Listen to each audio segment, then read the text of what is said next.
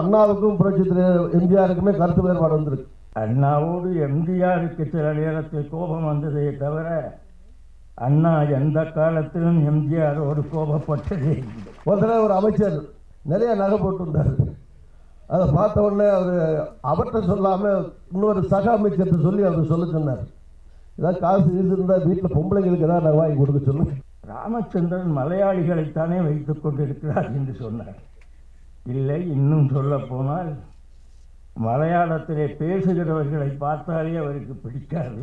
அப்போ சின்ன வயசு ஜெயலலிதா, நல்லா அழகா இருந்த ஜெயலலிதா, ஊழல்களை குற்றச்சாட்டு இல்லாத ஜெயலலிதா, சினிமாவில் நிறைய படம் நடிச்சு வந்திருந்த ஜெயலலிதா அவர்கள் புரட்சி எம்ஜிஆர் அவர்களை பற்றி 15 நிமிஷத்தில் பேசி முடிக்கலாம் முடியாது. கடல்ல இருக்கிற தண்ணீரை செம்பு வச்சு வெளியே ஊத்துற மாதிரி புரட்சி எம்ஜிஆருடைய புகழ் செல்வாக்குங்கிறது வானலாவியது, கடலை போன்றது. நீங்கள் அதில் சின்ன செம்பை கொடுத்தா அதில் கொஞ்சம் தண்ணி அள்ளி ஊற்றுங்கன்னா நடக்கிற காரியம் அல்லாது. ஆனால் அந்த காரியத்தை நம்முடைய சகோதரர் கண்ணன் வெற்றிகரமாக செய்திருக்கிறார். அவரை நான் நல்லபடியே பாராட்டுகிறேன். இந்த புத்தகத்தில் மொத்தத்தில் ஏறக்குறைய 500 பக்கங்கள் இந்த புத்தகம். இந்த புத்தகத்தில் 400 பக்கங்கள் ஏறக்குறைய 40 ஆண்டு கால புரட்சி எம்ஜிஆருடைய வாழ்க்கை மட்டுமல்ல, அவருடைய தொடக்கம், வாழ்க்கை, வரலாறு, அவரை பற்றி, அவருடைய குடும்பத்தை பற்றி, பெற்றோர், தாயார் பெற்ற சிரமங்கள், அவர் அண்ணன், அவர் இளமை காலத்திலே வாழ்ந்த முறை, எப்படி கேரளாவிலேருந்து கண்டிக்கு போனாங்க, கண்டியிலேருந்து எப்படி எங்கே வந்தாங்க, எப்படி நாடக கம்பெனியில் சேர்ந்தார், எப்படி கொஞ்சம் கொஞ்சமாக எப்போ அரசியலில் வந்தார், அவருடைய இயற்கை இருக்கிற காலம் வரை ஏறக்குறைய 400 பக்கங்களிலே ஒவ்வொன்றாக சொல்லியிருக்கிறார். அதில் புரட்சி எம்ஜிஆர் மட்டுமல்ல, எம்ஜிஆரை பற்றி மட்டுமல்ல, அவரோடு சேர்ந்து அரசியலில் 40 ஆண்டுகளாக பயணம் செய்த பலருடைய வாழ்க்கையும் அதிலே வருகிறது. ஒரு விஷயம் நான் கண்ணன் அவர்களை பாராட்டுகிறேன். அவர் எனக்கு தெரிஞ்ச வரைக்கும் இந்த 400 பக்கம் இந்த வாழ்க்கை வரலாற்றை எழுதுவதற்கு அவர் படித்திருக்கிற நூல்கள், சேகரித்திருக்கு, அவர் எதிலிருந்து ஆதாரங்களாக எடுத்தார். அவர் கேட்டேன், நீங்கள் எம்ஜிஆரை பார்த்துருக்கீங்களான்ட்டு, புரட்சி எம்ஜிஆரை பார்த்துருக்கீங்களான்னு கேட்டேன். அவர் சொன்னார், எம்ஜிஆர் எதுக்கு உட்கார்ந்துருக்கும் போது 14-15 வயசில் ஒரு தடவை அவருக்கு முன்னாலே அதே மாதிரி மைக்கில் பேசுகிற வாய்ப்பு கிடைத்தது. பக்கத்தில் போனதில்லை, மைக்கில் பேசி எம்ஜிஆர் கேட்டிருக்கார். அவர் தூர இருந்து இவரை பார்த்துருக்கார். ஆனால் நான் உறுதியாக சொல்லுவேன், புரட்சி எம்ஜிஆரோடு 40 ஆண்டுகள் 50 ஆண்டுகள் வாழ்ந்த ஒருவரை கூட எம்ஜிஆருடைய வாழ்க்கை வரலாற்றை இவ்வளவு சிறப்பாக கண்டிப்பாக எழுத முடியாது. கூடவே பயணம் செய்தவர்கள் கூட அவரை பற்றி இது போல ஒரு நூலை கண்டிப்பாக எழுத முடியாது. அவ்வளோ பெரிய விஷயங்களை எங்களுக்கெல்லாம் நாங்கள்லாம் கூட வந்தவங்க. இப்போ என்னை விட அருமையான ஆரம்பி அவர்கள் 36-37 வருஷமாக புரட்சி எம்ஜிஆருடைய வாழ்க்கையோடு அவரும் பயணித்தவர். ஆனாலும் எங்களுக்கு எல்லாம் தெரியாத பல உண்மைகளை, விவரங்களை எல்லாம் இந்த நூலிலே தந்திருக்கிறார். ஒன்று, ரொம்ப சென்சிட்டிவான விஷயங்கள் பல இருக்கு. 2 பேரும், ஒரு பக்கம் புரட்சி எம்ஜிஆர், இன்னொரு பக்கம் நடிகர் சிவாஜி கணேசன். 2 பேரும் இரு கண்களாக சினிமா உலகத்திலே பார்க்கப்பட்டவர்கள். இந்த 2 பேருக்கு இடையில் இந்த பிரச்சனைகள்லாம் வர்ற போது ஒரு யார் பக்கமும் ஒரு சார்பு நிலை எடுத்து எம்ஜிஆரை ரொம்ப பாராட்டியதும் இல்லை, சிவாஜியை ரொம்ப பாராட்டியதும் இல்லை, இல்லை சிவாஜியை லெட் டவுன் பண்ணவும் இல்லை, MGR any stage let down பண்ணவும் இல்லை.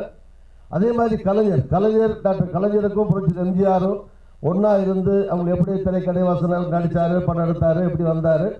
அதுக்கு பிறகு வந்த கருத்து வேறுபாடுகள், அந்த கருத்து வேறுபாடு வர்ற போது கூட எந்த விதமான யார் அது படிக்கிற யாருமே அஃபண்ட் ஆகாமல், வருத்தப்படாமல், அதே நேரத்தில் யதார்த்தமாக, இயற்கையாக, அது சிவாஜியை பற்றியாக இருக்கட்டும், கலைஞரை பற்றியாக இருக்கட்டும், இன்னும் சொன்ன போல அண்ணாவுக்கும் புரட்சி எம்ஜிஆருக்குமே கருத்து வேறுபாடு வந்திருக்கு. அண்ணா தான் தலைவர். ஆனால் ஒரு காலகட்டத்தில் அவர் என்ன சொல்லிட்டாருன்னா, புரட்சி எம்ஜிஆர் எனக்கு தலைவர் காமராஜர்னு சொல்லிட்டார். என்னுடைய தலைவர் காமராஜர், அண்ணா என் வழிகாட்டின்னு சொல்லிட்டார். கட்சிக்குள்ள ஒரு கோஷி எம்ஜிஆரையே கட்சி விட்டு நீக்கணும் அளவுக்கு போயிடுச்சு. இன்னொரு தடவை எம்எல்சியை ரிசைன் பண்ணுறார். இது மாதிரி பல்வேறு காலகட்டங்களில் அண்ணாவோடு கூட சில கருத்து மோதல்கள்.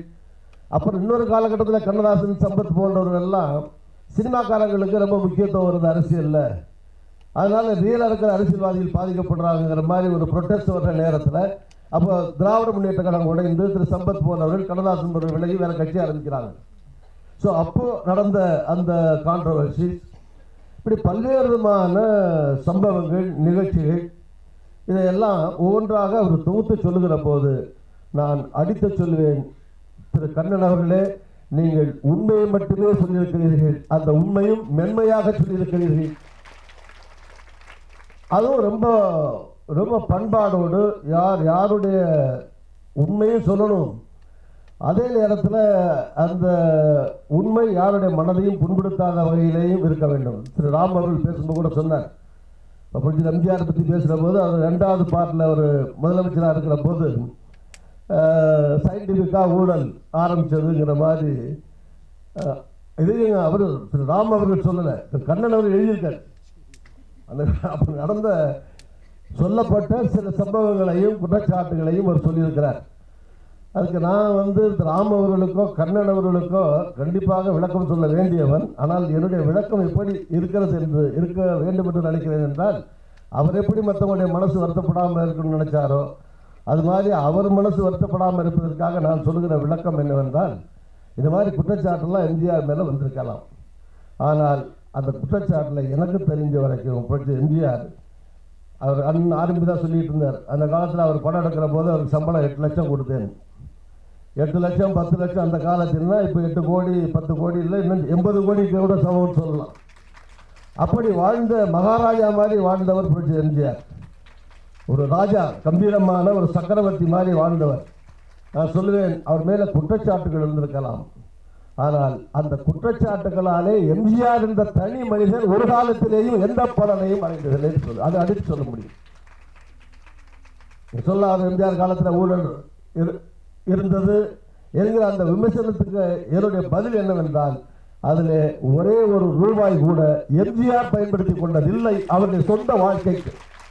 எனக்கு தெரிய ஒரு சென்ட் இடம் அவர் வாங்கினது கிடையாது. அவர் வீட்டில் ஒரு படிக்கட்டை மாற்றி போட்டது கிடையாது. அவர் இந்த டி நகர் நினைவு இருக்கிற வீட்டில் கீழே இருக்கிற சிமெண்ட் தர அவர் 3 முறை முதலமைச்சராக வந்த பிறகு கூட அந்த சிமெண்ட் புளோர் உடைந்து ஏதாவது கிடைச்சதே தவிர அதை பூசுறது கூட கிடையாது. அவர் பார்க்கறது தான் ராஜா மாதிரி இருப்பார். ஆனால் வாழ்க்கை எளிமையான வாழ்க்கை. ஒரு மோதிரம் போட மாட்டார், ஒரு செயின் போட மாட்டார், நகை போட மாட்டார். ஒரு தடவை ஒரு அமைச்சர் நிறைய நகை போட்டுருந்தார். அதை பார்த்த உடனே அவர்கிட்ட சொல்லாமல் இன்னொரு சக அமைச்சர்கிட்ட சொல்லி அவர் சொல்ல சொன்னார், ஏதாவது காசு இருந்தால் வீட்டில் பொம்பளைங்களுக்கு ஏதாவது நான் வாங்கி கொடுக்க சொல்லுங்க. Yes, money, let him buy some jewelry for their family, lady members. எதுக்கு ஆம்பளைக்கு எதுக்கு நகை? ஆம்பளைக்கு எதுக்கு நகை? ஆம்பளையே நகை, ஆம்பளைக்கு நகை வேண்டியதுன்னு சொன்னார். அது மாதிரி அவர் ஒரு பிரம்மாண்டமான மனிதர். நான் ஒரு தடவை பிரின்ஸ் சார்லஸ் இங்கே வந்திருந்தார். உலகத்தை ஆண்டவன் வெள்ளக்காரன், உங்களுக்கு தெரியும், ஆங்கில பேரரசு. அவருடைய மகன் அப்போ கல்யாணம் ஆகலை. இங்கே அவரை அழைச்சிக்கிட்டு நான் தான் மினிஸ்டர் இன் வெயிட்டிங் பாகும். பிரின்ஸ் சார்லஸை காரில் கூட்டிகிட்டு அங்கேருந்து கிண்டி இண்டஸ்ட்ரியல் எஸ்டேட்டை பார்த்துட்டு எம்ஜிஆரை பார்க்குறதுக்காக கூட்டி போகிறோம். பார்த்துட்டு திரும்பி வரும்போது புரட்சி எம்ஜிஆர் டிஃபன்லாம் வச்சுருந்தாங்க, சாப்பிட்டாரு. அவர் அந்த புரட்சியருடைய மேனரிசம், அவருடைய ஃபேஸு, அவருடைய செயல்பாடு, கட்சிப்பை எடுத்து புரட்சி எம்ஜிஆர் இப்படி தடவிட்டு வச்சா கூட அது வலிக்காமல் மெதுவாக தடவை மாதிரி தடவிட்டு வைப்பார். அது மாதிரி அவர் பயன்படுத்துகிற விலங்கு இதெல்லாம் கூர்ந்து கவனித்து கொண்டு வந்த பிரின்ஸ், அந்த இளவரசர், இங்கிலாந்து இளவரசர் வரும்போது என்ன கேட்டார், இந்த எம்ஜிஆர் சிஎம் இருக்காரு, ராஜ பரம்பரையான்னு கேட்டார். இவனே ராஜா, வந்தது யார்? அவரே இங்கிலாந்து நாட்டுடைய இளவரசர் கேட்டார், இவர் ராஜவம்சத்தை சேர்ந்தவரா என்று கேட்டார். நம்முடைய கண்ணன் அவர்கள் எழுதியிருக்கிற எம்ஜிஆருடைய அம்மா அப்பா தாத்தா பாட்டி வரலாற்றை பார்க்கிற போது அது ஒரு ராஜ வாழ்க்கையாக தான் அவரும் இருந்திருக்காங்க. அதனால தான் அந்த வழி அவருக்கு வந்திருக்கிறது என்று நினைக்கிறேன். அது மாதிரி பணம் காசு இதை பற்றி அவர் கவலைப்பட்டதே கிடையாது. எனக்கு தெரியும். அவர் அவர் பாட்டில் மட்டுமல்ல, கொடுப்பதிலா இன்பம்னா உண்மையிலே கொடுப்பதிலே இன்பம் கண்டவர் புரட்சி எம்ஜிஆர். மற்றவங்களுக்கு கொடுக்கறதுல அதை பெருமாள் ஏற்படுகிற அந்த மகிழ்ச்சியை பார்த்து மகிழ்ச்சி அடைந்த மனிதர் புரட்சி எம்ஜிஆர். ஒரு அவரோட காரில் போயிட்டு இருக்கேன். அவர் ரயில்வே கேட் அடைச்சிருந்தது. ரயில்வே கேட் அடைச்சிருக்கிற போது அதில் அங்கே வயலில் 2 பேரும் ஒடியாந்தாங்க பார்க்குறதுக்கு. அதை பார்த்துட்டு எப்போவுமே ஜிப்பாவில் கை விட்டு கொஞ்சம் காசு எடுத்து அவங்கள்ட்ட கொடுத்தாரு. அவங்க 2 பேரும் அந்த ஷாக் அடித்த மாதிரி அந்த காசை உள்ளே போட்டாங்க. இல்லை இந்த காசுக்காக நாங்கள் முடியாதுல, உங்களை பார்க்க வரல, உங்களை தொட்டதே போதும் எங்களுக்கு கோடி கிடைச்ச மாதிரி, உங்களை பார்த்ததே போதும் எங்களுக்கு கோடி கிடைச்ச மாதிரி. இல்லை மக்கள் வந்து எவ்வளவு துயரத்திலே தத்தளிக்கிற போது கூட அவரோட வெள்ளம் புயல் நாகப்பட்டினத்தில் புயல் அடிக்கிறது பார்க்க போயிட்டு இருக்கோம். ஸோ வீட்டில் யாராவது இறந்துருப்பாங்க, அந்த வீடு காணாமல் போயிருக்கும், மழை வெள்ளத்தில் பாதிக்கப்பட்டிருக்கும், பொருட்கள் நாசமடைஞ்சிருக்கும், அழிஞ்சிருக்கும். ஆனால் அப்படி எம்ஜிஆர் வேஷ்டியை மடித்து கட்டிட்டு அந்த ஷூவோட இறங்கி தண்ணியில் நடக்கிறார் முதலமைச்சராக. இப்படி நடந்து போகிற போது மக்கள் அங்கே வந்து பார்க்க வருவாங்க, கையை பிடிப்பாங்க. உங்களுக்கு என்ன வேணும்னு கேட்பார். வீட்டில் வந்து சொத்து சுகம் எல்லாத்தையும் நடந்துட்டு நிற்கிற மக்கள் ஒரு முதலமைச்சரத்தில் என்ன வேண்டும் என்று கேட்டபோது சொன்னது, எங்களுக்கு ஒன்றும் வேண்டாம், அவங்கள பார்த்ததே போதும், எதுவும் வேண்டாம், நீங்கள் நல்லா இருந்தால் போதும்.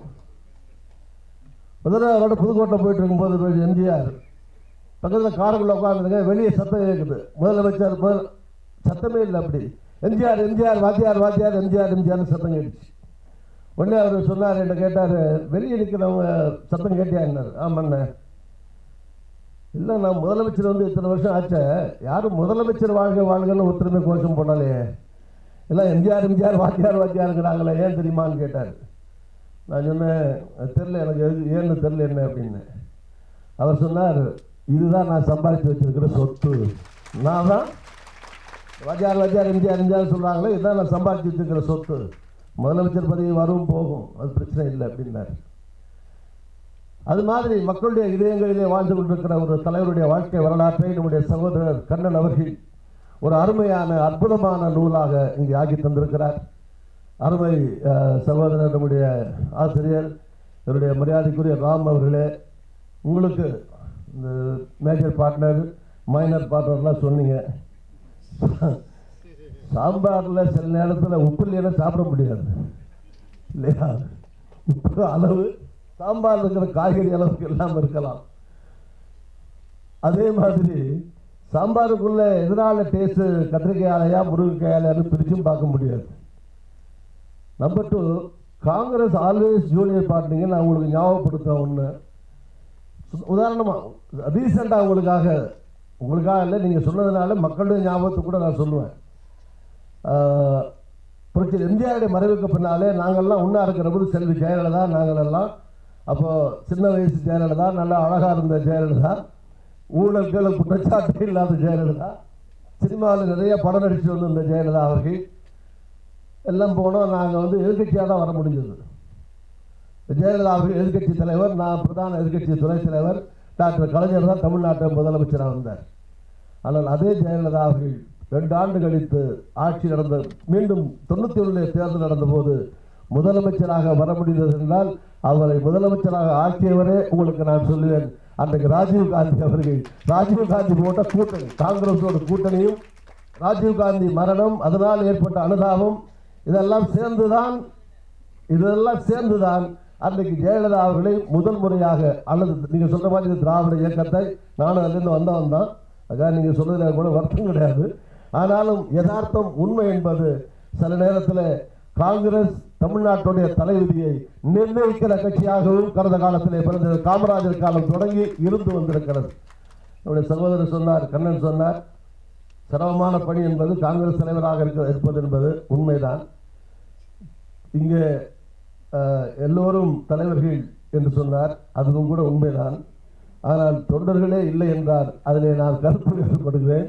இப்போ எனக்குரிய 20 லட்சம் பேர் உறுப்பினராக சேர்த்திருக்கிறோம் இந்த கட்சியில் ஒரே மாதத்திலே என்பதை மட்டும் உங்களுடைய தகவலுக்காக நான் சொல்லிக்கொண்டு, இந்த நிகழ்ச்சி மகிழ்ச்சிக்குரியது. புரட்சித் எம்ஜிஆர், அண்ணா, கலைஞர், சிவாஜி, அந்த சமகாலத்திலே பிரதமர்கள் யாரெல்லாம் இருந்தாங்களோ, இந்திரா காந்தி அம்மையார் இருக்கப்பட்டாங்க, ராஜீவ்காந்தி, இப்படி பல பேருடைய வாழ்க்கை வரலாறும் தமிழ்நாட்டுடைய 40 ஆண்டு கால வளர்ச்சி, தமிழ்நாடு எப்படியெல்லாம் அரசியல் ரீதியாக, கலாச்சார ரீதியாக, பண்பாட்டு ரீதியாக, தொழில் வளர்ச்சி ரீதியாக ஒவ்வொரு துறையிலேயும் தமிழ்நாடு எப்படியெல்லாம் மறுமலர்ச்சிகளை கண்டு வந்திருக்கிறது என்பதையும் சொல்லுகிற ஒரு 40 ஆண்டு கால எம்ஜிஆருடைய வாழ்க்கை வரலாற்று நூல் மட்டுமல்ல, நான் சொல்லுவேன் இது 50 ஆண்டு கால தமிழகத்தினுடைய வரலாற்று நூலாக இந்த எம்ஜிஆர் நூலை கண்ணன் அவர்களை நீங்கள் ஆக்கியிருக்கிறீர்கள். உங்களை பாராட்டுகிறேன், வாழ்த்துகிறேன். தமிழ்நாட்டில் பிறந்து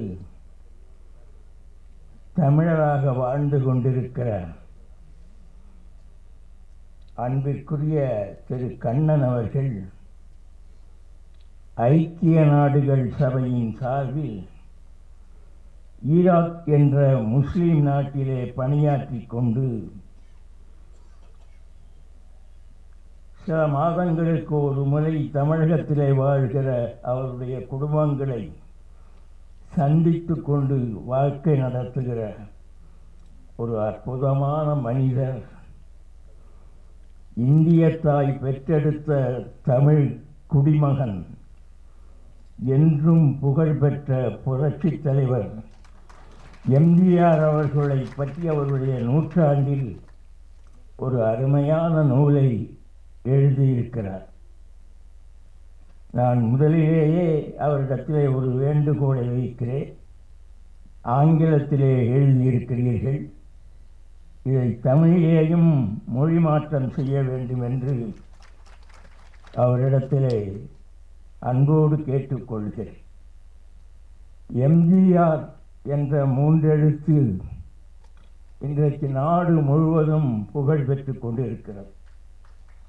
அதற்கு பலர் பல நேரத்தில் உதவி செய்திருக்கிறார்கள்.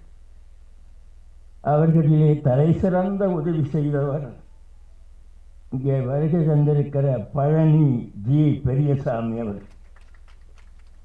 அவர் பிழைப்பாரா இல்லை கிடைக்க மாட்டாரா என்று எண்ணி அமெரிக்க நாட்டிற்கு விமானத்திலே அனுப்பிய பொழுது 3 மாதங்கள் அவரோடு இருந்து அவருக்கு வேண்டிய பணிவிடைகளை எல்லாம் செய்து அவர் அங்கே இருக்கே பொழுதே இங்கே தேர்தலிலே வெற்றி பெறுவதற்கு இந்தியாவிலேயே செய்ய முடியாத ஒரு நிகழ்ச்சியை செய்து நாடு முழுவதும் அவர் உயிரோடு இருக்கிறார், பேசுகிறார், சாப்பிடுகிறார் என்று படத்தை காட்டி அவர் இல்லாமலேயே இங்கே வெற்றி பெற்று அவர் முதலமைச்சராக திரும்பினார். அப்படி பணி செய்த ஒரு மனிதர் பழனி ஜி பெரியசாமி. அது எப்படியெல்லாம் நடந்தது என்று எனக்கும் அவருக்கும் தெரியும். அதை பற்றி நான் விவரிக்க விரும்பவில்லை. 50 ஆண்டுகளுக்கு முன்பு அவர் முதலாக நாடோடி மன்னன் சொந்த படம் எடுத்தார். அன்றைக்கு 50,000 ரூபாய் ஏவிஎம் அவர்களிடத்திலே கடனாக பெற்றுத்தான் அந்த மாபெரும் வெற்றி படத்தை தயாரித்தார். அவர் லட்சக்கணக்கில் கோடிக்கணக்கில் சம்பாதித்திருக்கிறார். ஆனால் அவரிடத்திலே எதுவும் கையிலே வைத்திருக்கவில்லை. அவர் விட்டு போனது சத்யா ஸ்டுடியோ இருந்த அந்த தோட்டமும் ராமாவரத்திலே இருக்கிற அந்த தோட்டமும் தான். இன்றைக்கு அவர் பெயரை சொல்லுவதற்கு எந்த இடத்திலேயும் ஆட்கள் இல்லை. ஆனால் கோடிக்கணக்கில் மக்கள் இருக்கிறார்கள். இந்த நூற்றாண்டு விழாவை என்னுடைய சார்பில், எம்ஜிஆர் கழகத்தின் சார்பில், என்னுடைய 2வது மகள் செந்தாமரையின் மாப்பிள்ளை ராமலிங்கம் நடத்தினார். தமிழ்நாட்டில் உள்ள எல்லா கட்சி பிரதிநிதிகளும் வந்து கலந்து கொண்டார்கள். ஆனால் எனக்கு மிகப்பெரிய மகிழ்ச்சி, எங்கேயோ உலக நாடுகளிலே பணியாற்றி கொண்டிருக்கிற ஒரு தமிழர் ஒரு அருமையான நூலை எழுதி, அதுவும் புகழ்மிக்க கலைவாணர் பெயரிலே உள்ள இந்த அரங்கிலே இவ்வளவு பெரிய கூட்டத்தோடு நடத்துகிறார். கேரள நாடாளுமன்ற உறுப்பினர், மிகச்சிறந்த தேசபக்தர் பேசுகிறார். ஆமினி மகாதேவன் அவர்கள் உரையாற்றுகிறார். உலக புகழ்மிக்க இந்து பத்திரிகையின் நிர்வாக ஆசிரியரும் சிந்தனையாளருமான அருமை நண்பர் ராம் அவர்கள் பேசுகிறார்கள். புரட்சித் தலைவராலேயே உருவாக்கப்பட்ட என்னுடைய அருமை சகோதரர் திருநாவுக்கரசர் பேசுகிறார். அப்படி கலைவாணர் அரங்கத்திலே நடைபெறுகிற இந்த நிகழ்ச்சியில் நானும் கலந்து கொள்கிறேன் என்று பெருமையோடும் புகழோடும் நான் பாராட்டுகிறேன். இந்த நூல் எம்ஜிஆருடைய வாழ்க்கையை சாதாரணமாக குறிப்பிடவில்லை. சில செய்திகள், எனக்கே தெரியாத சில செய்திகளை அவர் இதிலே சேர்த்திருக்கிறார். உலக புகழ்மிக்க இந்தியாவின் முதல் பிரதம மந்திரி பண்டித ஜவஹர்லால் நேரு அவர்கள் எம்ஜிஆருக்கு ஒரு பாராட்டு கடிதம் எழுதியிருக்கிறார். இது யாருக்குமே தெரியாது. அந்த கடிதத்தினுடைய புகைப்படத்தை இந்த புத்தகத்திலே போட்டிருக்கிறார். எதற்கு என்றால் அதுவும் யாருக்கும் தெரியாது. இன்று சீனாவோடு மோதல் நடந்து கொண்டிருக்கிறதைப் போல சில ஆண்டுகளுக்கு முன்பு இந்திய சீனா போரே நடந்தது. அன்றைக்கு பண்டித நேரு அவர்கள் ஒரு வேண்டுகோள் விடுத்தார் இந்திய நாட்டு மக்களுக்கு. மிகப்பெரிய செலவு செய்கிறோம், அவர்கள் முடிந்த உதவிகளை செய்யுங்கள் என்று. அன்றைக்கு எம்ஜிஆர் அவர்கள் 75,000 ரூபாயை தனி மனிதனாக நேருவுக்கு அனுப்பினார். அதற்கு இந்தியாவின் 100 கோடி மக்கள் வாழ்கிற ஒரு நாட்டில், தமிழ்நாட்டிலே வாழ்கிற எம்ஜிஆருக்கு பண்டித நேரு அவர்கள் நன்றி கடிதம் அனுப்பியிருக்கிறார். அந்த நிகழ்ச்சி நான் கலந்து கொண்ட நிகழ்ச்சி. காமராஜரை எம்ஜிஆர் போற்றினார் என்று திருநாவுக்கரசு சொன்னார். அண்ணாவோடு சில மாறுபாடு கருத்துக்கள் வந்தது என்று சொன்னார். அதிலே சில திருத்தம். அண்ணாவோடு எம்ஜிஆருக்கு சில நேரத்தில் கோபம் வந்ததே தவிர அண்ணா எந்த காலத்திலும் எம்ஜிஆரோடு கோபப்பட்டதே இல்லை. அண்ணா வளர்த்த ஒரு தலைவர் எம்ஜிஆர். அண்ணாவை போல உலகத்தின் மிகச்சிறந்த சிந்தனையாளர், பேச்சாளர், எழுத்தாளர், இவை எல்லாவற்றையும் விட எல்லோரையும் வாழ வைக்க வேண்டும் என்கிற எண்ணம் கொண்ட ஒரு மாபெரும் தலைவரை உலகம் சந்தித்ததில்லை. அப்படிப்பட்ட அவர் காமராஜரை பாராட்டியிருக்கிறார்.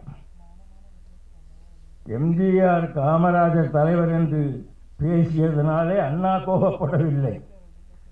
அண்ணா கோபப்படுவதற்கு சில பேர் தூண்டினார்கள். அந்த நிகழ்ச்சியை காமராஜரையும் எம்ஜிஆர் பாராட்டினார், வாழ்த்தினார். அந்த 75,000 ரூபாய் செக்கை நான் தலைமை செயலகத்திலே கொண்டு போய் கொடுக்க போனேன். காமராஜர் டேபிள் போட்டு உட்கார்ந்து கொண்டிருக்கவில்லை. சாதாரணமாக 3-4 சோபாக்களிலே ஒரு பக்கம் உட்கார்ந்து கொண்டார். என்னை பார்த்தவுடன் வாருங்கள், என்ன செக்கு கொடுத்தாரா? ஆமாம், இதோ 75,000 ரூபாய். கொஞ்ச நேரம் பார்த்து கொண்டே இருந்து, நீங்கள் என்ன மலையாளியா என்றார். இல்லை இல்லை, நான் புதுக்கோட்டைக்கு பக்கத்திலே பிறந்தவன், தமிழன். அப்படியா? ராமச்சந்திரன் மலையாளிகளைத்தானே வைத்துக் கொண்டிருக்கிறார் என்று சொன்னார். இல்லை, இன்னும் சொல்ல போனால் மலையாளத்திலே பேசுகிறவர்களை பார்த்தாலே அவருக்கு பிடிக்காது. மலையாளிகளே மலையாளத்தில் பேசக்கூடாது என்று விரும்புகிறவர். அவர் மலையாளியாக தந்தை தாய்க்கு பிறந்தவர். அதுவும் கேரளாவிலே பிறக்கவில்லை, இலங்கையின் கண்டியிலே பிறந்தார். 6 வயதிலே கும்பகோணத்திலே கொண்டு வந்து சேர்த்தார். தமிழகத்திலே வளர்ந்தார், வாழ்ந்தார், புகழ் பெற்றார், பெருமை பெற்றார். இன்றைக்கு எம்ஜிஆர் என்று போரோடு இருக்கிறார் என்று எடுத்துச் சொன்னேன். காரணம், அவரை பெற்ற தாய் சத்தியபாமா மிகவும் கண்டிப்பானவர். கும்பகோணத்தில் வாழ்கிற பொழுது சாப்பாட்டிற்கு கஷ்டப்பட்டவர். 2 நாள் பிள்ளைகள் வெளியில் பிச்சை எடுத்து விடுவார்களோ என்று அறையிலே பூட்டி வைத்தவர். அப்படிப்பட்ட எம்ஜிஆர் தான் அந்த துன்பங்களை பார்த்ததற்கு பிறகு அதற்கு பரிகாரத்தை ஆட்சி செய்கிற பொழுதே பார்த்தார். 50 ஆண்டுகளுக்கு முன்பு எடுத்த நாடோடி மன்னன் படத்தில் 40 ஆண்டுகளுக்கு பிறகு வருகிற திராவிட முன்னேற்ற கழக ஆட்சி என்ன திட்டங்களை நிறைவேற்றும் என்று அந்த படத்திலே சொல்லியிருப்பார். அது ஒரு மாபெரும் வெற்றி பெற்ற ஒரு படம். அப்படி வாழ்க்கையில் அவர் பணத்தை கொடுத்தவரே தவிர எடுத்துக்கொண்டவர் அல்ல. அதனால்தான் அவர் அமெரிக்காவிற்கு சென்ற பொழுது செலவு செய்யப்பட்ட தொகையை திரும்ப கொடுத்து விடலாம் என்று சொல்லி அப்படியே திருப்பி கொடுத்தவர். அவருக்கு இந்திரா காந்தி அம்மையாருடைய அன்பினால் மிகச்சிறந்த தனி விமானமே தரப்பட்டது. அப்படியெல்லாம் இல்லையானால் அவர் நமக்கு இருந்திருக்க மாட்டார். அப்படிப்பட்ட அன்புமிக்க அந்த எம்ஜிஆரோடு 35 ஆண்டுகள் நான் வாழ்ந்தவன். அவரிடத்திலே இருந்து நான் பெற்ற தொகை 60 ஆண்டுகளுக்கு முன்பு எனக்கு நடைபெற்ற திருமணத்திற்கு பணம் வேண்டும் என்று கேட்டேன். நீங்கள் தானே பார்த்து கொண்டிருக்கிறீர்கள், எடுத்துக்கொள்ளுங்கள் என்று சொன்னார். நான் எடுத்துக்கொண்ட பணம் 1800 ரூபாய். அதற்கு பிறகு நாடோடி மன்னன் வெற்றி பெற்றதற்காக 5000 ரூபாயை கொடுத்தார். இது இரண்டை தவிர அவரிடத்தில் இருந்து நான் எதையும் பெற்றுக்கொண்டதில்லை. 60 ரூபாய் சம்பளத்துக்கு தொடங்கி 500 ரூபாய் கொடுத்தார் கடைசி வரை. நான் அவருக்கு பல லட்சங்கள் படங்களிலே சம்பளம் கொடுத்திருக்கேன். வாழ்க்கையில் அவர் எனக்கு சம்பளம் கொடுக்கிற முதலாளியா நான் வேலைக்காரனா தெரியாது. இவர் சம்பளம் வாங்குகிற முதலாளியான தொழிலாளி என்று அவரே பாராட்டியிருக்கிறார். உலகம் சுற்றும் வாலிபன் என்ற அற்புதமான திரைப்படத்தை எடுத்ததற்காக 50 நாட்கள் ஊரெல்லாம் சுற்றினோம். எதுவும் அவர் கையிலே வைத்து கொண்டு செய்வதில்லை. அப்படிப்பட்ட ஒரு மனிதர் இன்றைக்கும் வாழ்ந்து கொண்டிருக்கிறார் என்றால் நண்பர் கண்ணன் போன்றவர்கள் இப்படிப்பட்ட ஒரு அற்புதமான நூலை எழுதியிருக்கிறார்கள். எனக்கு மிகப்பெரிய ஆச்சரியம், யாருக்குமே தெரியாத சில நிகழ்ச்சிகளை படத்தோடு போட்டிருக்கிறார். 57 எலெக்ஷனில் அவர் குண்டடிபட்டு மருத்துவமனையிலே இருந்தார். வெளியிலே பிரச்சாரத்திற்கு போக முடியவில்லை. விருதுநகரில் காமராஜரை எடுத்து அண்ணா சீனிவாசன் என்ற மாணவரை போட்டுவிட்டார். அண்ணா அவரை சொன்னது, நீ ஜெயிக்க வேண்டும் என்பதற்காக போடவில்லை, காமராஜர் ஜெயிக்க வேண்டும், அவர் வந்து சட்டமன்றத்திலே உட்கார வேண்டும் என்றுதான் நான் எதிர்பார்க்கிறேன். நானும் சரி, யாரும் கட்சிக்காரர்கள் பேச வரமாட்டார்கள் என்று சொன்னார். சீனிவாசன் என்னிடத்திலே வந்து இப்படி அண்ணா சொல்லிவிட்டார், என்ன செய்வது, எம்ஜிஆரை பார்த்து உதவி வேண்டும். எம்ஜிஆரும் போக முடியாது, அவர் மருத்துவமனையிலே இருக்கிறார். நானும் எம்ஜி சக்கரபாணி அவர்களும் பேசி அவர் அப்பொழுது பரங்கிமலை தொகுதியிலே போட்டியிடுகிறார் வேட்பாளர். என்ன செய்வது, ஒரு போஸ்டர் போட்டு கொடுக்கலாம்.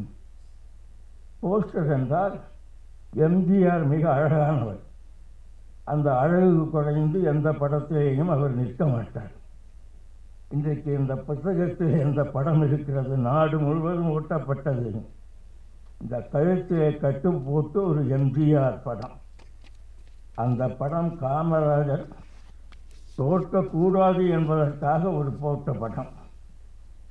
அப்படி வாழ்க்கையிலே பலருக்காகவே வாழ்ந்து இன்றைக்கும் புகழோடு வாழ்ந்து கொண்டிருக்கிற ஒரு மனிதர். திரைப்படங்கள் பலவற்றிலே புகழ் பெற்றவர், அரசியலிலே அமைச்சரவையிலே புகழ் பெற்றவர். எங்கேயாவது மழையிட்டு ஏழை குடிசைகள் சாப்பாடு இல்லாமல் தவிக்கிறார்கள் என்றால் ராயப்பேட்டையிலே உடனடியாக சமையல் செய்து லாரியிலே கொண்டு போய் படைப்பார். குடிசைகள் எரிந்து விட்டது என்றால் உடனடியாக போய் உதவி செய்வார். இப்படி செய்து செய்துதான் இந்த பெருமை திராவிட முன்னேற்ற கழகத்திற்கு சேர்ந்தது. பல நேரத்தில் திராவிட முன்னேற்ற கழகத்தை எம்ஜிஆர் கட்சி என்றே சொன்னார். அவர் எடுத்த முதல் படத்திலேயே திரைப்பட சின்னத்தில் வருகிற கொடி திராவிட முன்னேற்ற கழக கொடி.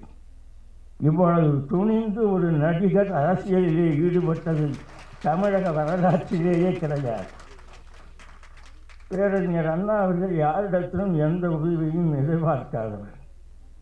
ஆனால் எம்ஜிஆரிடத்திலே மாத்திரம் அவருடைய காரிலே போவார். எம்ஜிஆரிடத்திலே ஒரு பிளைமவுத் கார் இருந்தது. அதிலே எம்ஜிஆரும் அண்ணா அவர்களும் பயணம் செய்து திருநெல்வேலி நிகழ்ச்சிக்கு போகிறார்கள்.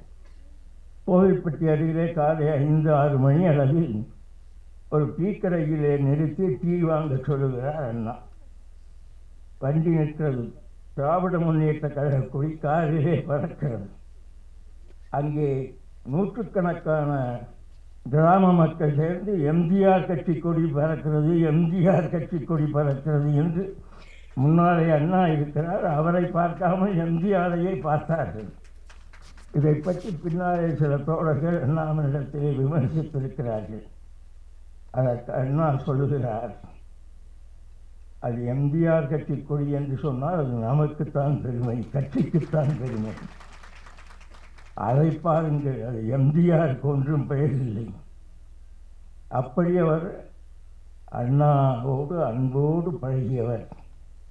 என்னையே ஒரு முறை நுங்கம்பாக்கத்துக்கு அழைத்து நான் சில கருத்து வேற்றுமையினால் எம்ஜிஆர் அலுவலகத்துக்கு போகாமல் இருந்தேன்.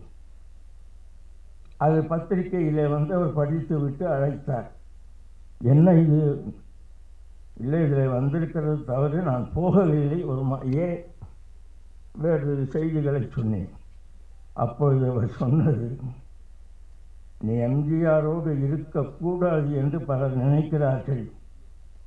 நான் இன்றைக்கு சொல்லுகிறேன், இன்றைக்கு அல்ல என்றைக்கும் நீ எம்ஜிஆரை விட்டு வெளியிலே வரக்கூடாது என்று சொன்னார்.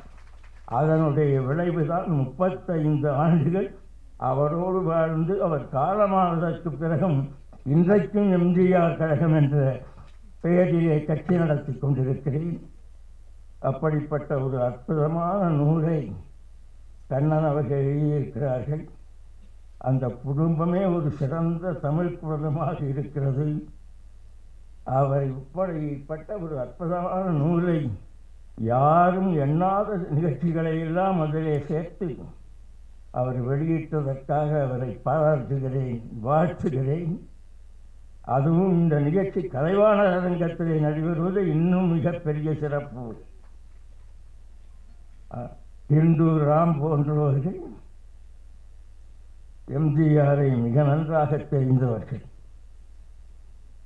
கேரளாவிலே வந்திருக்கிற நாடாளுமன்ற உறுப்பினர் அரசியலிலே தெரிந்து வைத்திருக்கிறவர். ஆனால் கண்ணன் அவர்கள் தமிழ்நாட்டிலே பிறந்து தமிழராக வாழ்ந்து கொண்டிருக்கிறார்.